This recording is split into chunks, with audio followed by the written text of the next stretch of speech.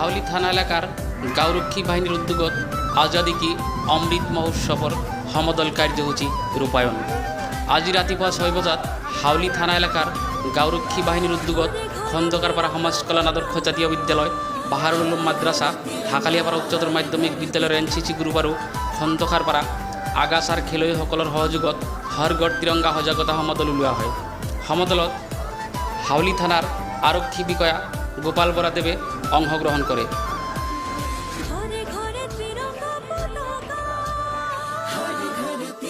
সমদলকাৰীসকলে ভাৰত মাতা কি জয়, বন্দে মাতৰম, জয় হিন্দ, হৰ ঘৰ তিৰঙ্গা দি স্লোগান দি খন্দকাৰপাড়া বজাৰৰ পৰা আৰম্ভ কৰি কে হাই স্কুল হৈ ঢাকালিয়াপাড়া উচ্চতৰ মাধ্যমিক বিদ্যালয়ৰ খেলপথাৰ হৈ পুনৰ খন্দকাৰপাড়া বজাৰত উভতি আহি সমদলৰ সামৰণি পেলায়।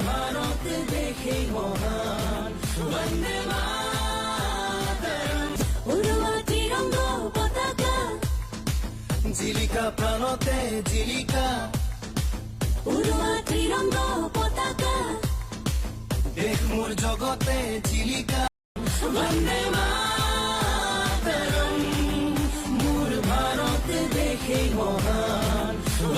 হাউলি থানার আরক্ষী বিষয়া গোপাল বৰাই সমদলত অংশগ্ৰহণ কৰি তেওঁৰ প্ৰতিক্ৰিয়া ব্যক্ত কৰে।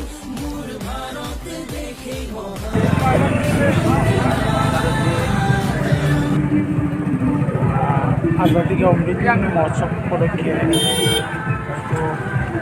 বিজেপি পাৰ্টিৰ কৰা প্ৰভাত ফেৰি ওলাইছে সম্পৰ্কে আমি কি আজি অহা 15 আগষ্টত আমাৰ ভাৰতবৰ্ষৰ স্বাধীনতা 75 বছৰ হ'ব।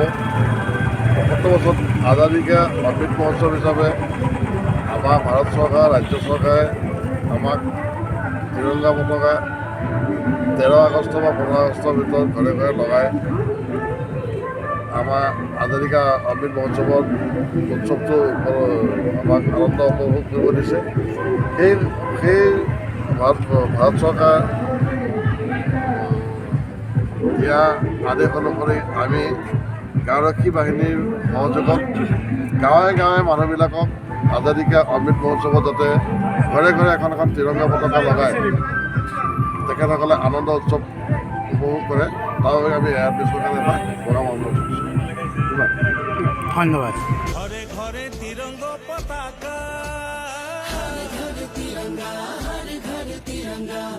ঘৰে তিৰঙ্গ পতাকা,